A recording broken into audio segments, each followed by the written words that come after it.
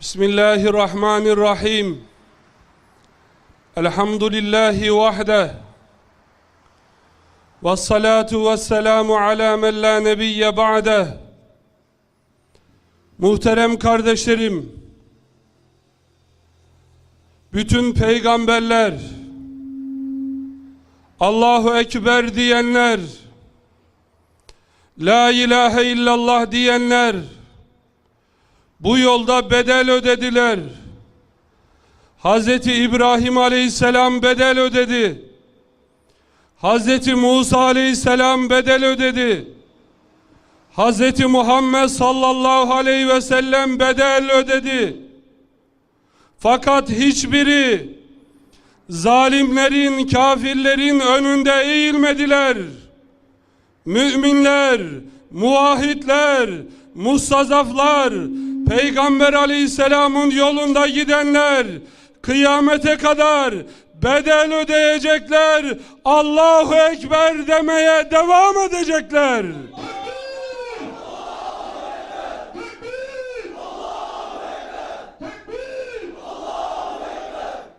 Kardeşlerim, Allah Resulü Aleyhisselam'ın ashabı İz bin Abdüsselamlar, Allahu Ekber diyenler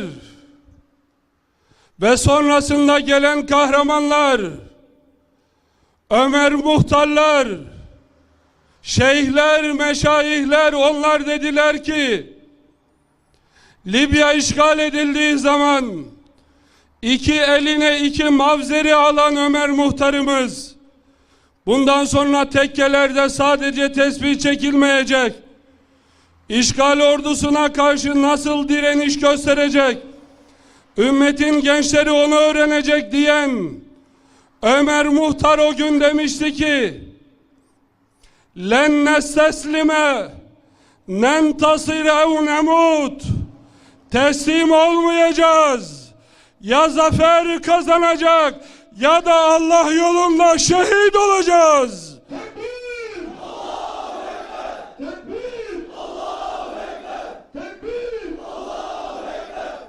Kardeşlerim, Ömer muhtar rahmetullahi aleyh meşayih-i kiramın büyüklerindendi.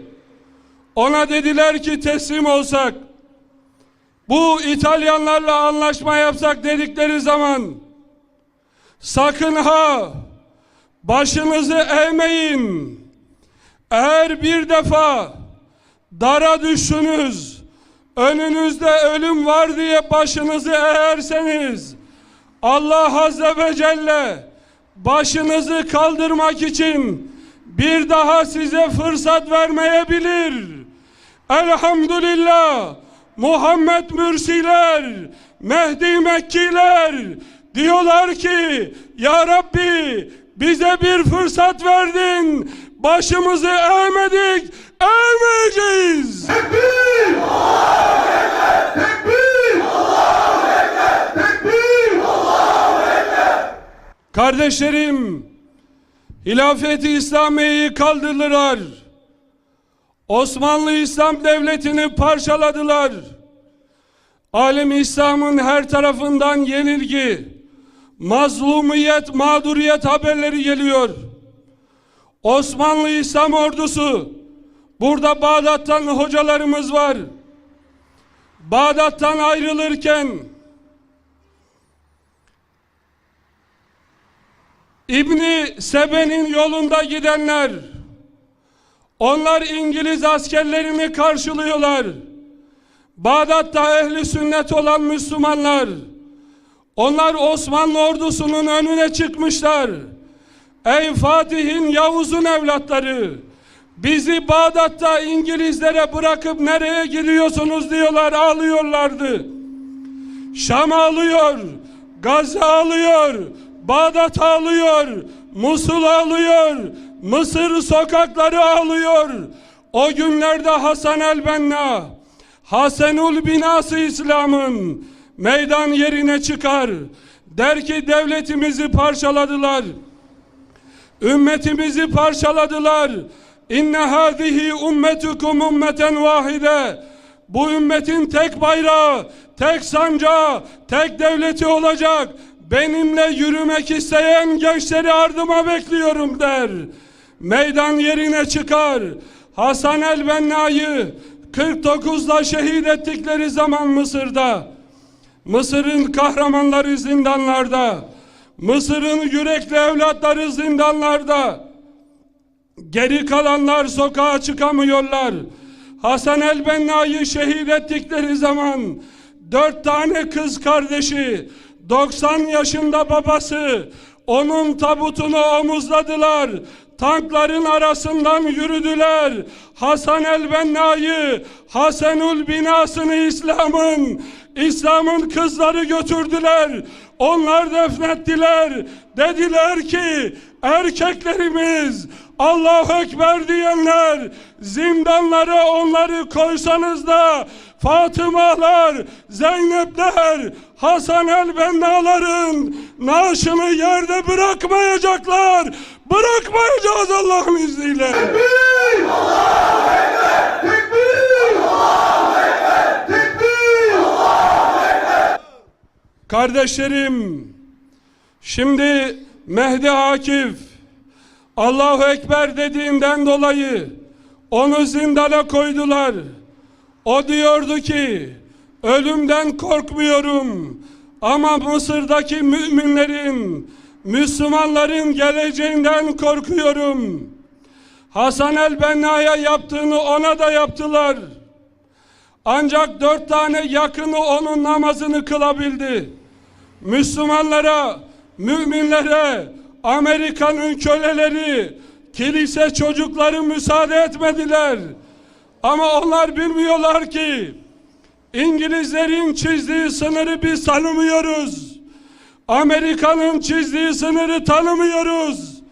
Allah'ın inayetiyle Amerikan haydudunun Irak'ta çizmeye çalıştığı sınırı da çiğneyeceğiz. Tekbir! Allahu Ekber! Tekbir! Allahu Ekber! Tekbir! Allahu Ekber! Kardeşlerim, Hasan el-Benna'ya onun namazının kılınmasına müsaade etmediler. Ama Bağdat'ta, Gazze'de, Şam'da, İslamabad'da, İstanbul'da binlerce, 10 binlerce, 100 binlerce Müslüman onun gıyabi cenaze namazını kıldı. Şimdi onlar onun talebesi olan Mehdi Akif'in Mısır'da cenazesinin kılınmasına müsaade etmediler. Fakat şimdi Anadolu'da, Şam'da, Bağdat'ta, Gazze'de, Kudüs'te, İslamabad'da alim İslam'ın gençleri 10 binler, 100 binler oldular. İnne hâzihi ummetukum ummeten vahide. Bu ayetin gereğini yapıyorlar. Biz Cebeli Tarık'tan Cava adalarına kadar tek ümmetiz. Allah'ın selamı üzerine olsun. Rahmeti üzerine olsun. Hasan el-Benna, Seyyid Kutup, Mehdi Akifler size selam olsun. Yavuz'un, Selahaddin'in çocukları Anadolu'da Allahu Ekber diyorlar. Tekbir! Allahu Ekber! Tekbir! Allahu Ekber! Tekbir! Allahu Ekber! Kardeşlerim, dün derste bir kardeşim sordu. Ömer Faruk, hocam dedi, sokaklara, dışarıya, dünyaya baktığımız zaman İslam nizamı nasıl hakim olur? Tekrar hakim olur mu? Bu gözler Allah ve Resul nizamının hakim olduğu günleri görür mü? Dedim ki Kur'an-ı Kerim'de surelerin tertibi tevkifidir cumhura göre. Kafirun suresinin son ayeti. Lekum dinukum veliyedin. Onların dünyası onlara, bizim dünyamız bize.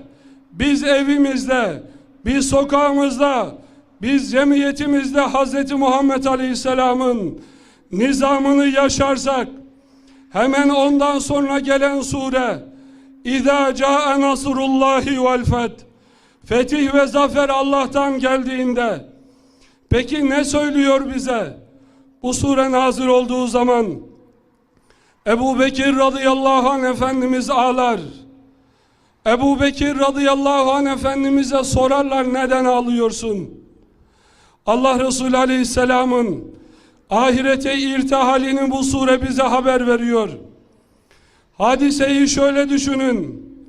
Bir yerde dünya çapında bir proje yapıyorlar. Büyük bir baraj yapıyorlar.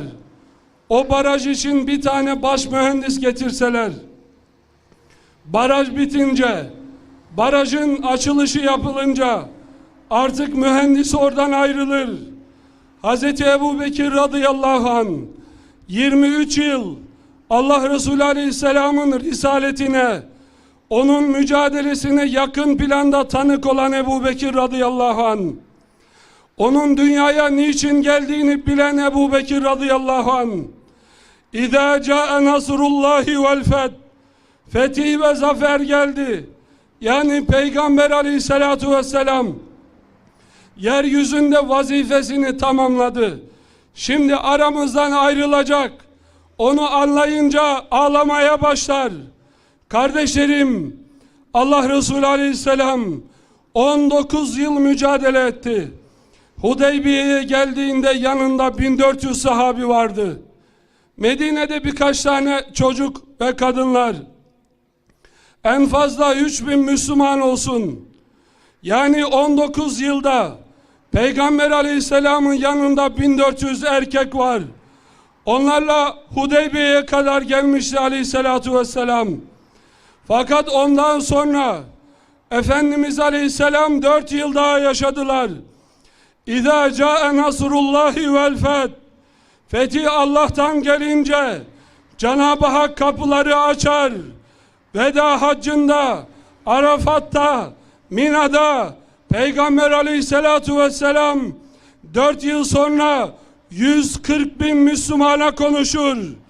Allah Resulü aleyhisselamın gençleri eğer kilisenin çocuklarına, Olimpus Dağı'nın çocuklarına, alemi İslam'da yeni sınırlar, İsrail'e oyuncak olacak devletler oluşturmaya çalışan eşkıyaya karşı ümmet olabilirsek, şunu haykırırsak, Amerika'nın, İngiliz'in sınırlarını tanımıyoruz.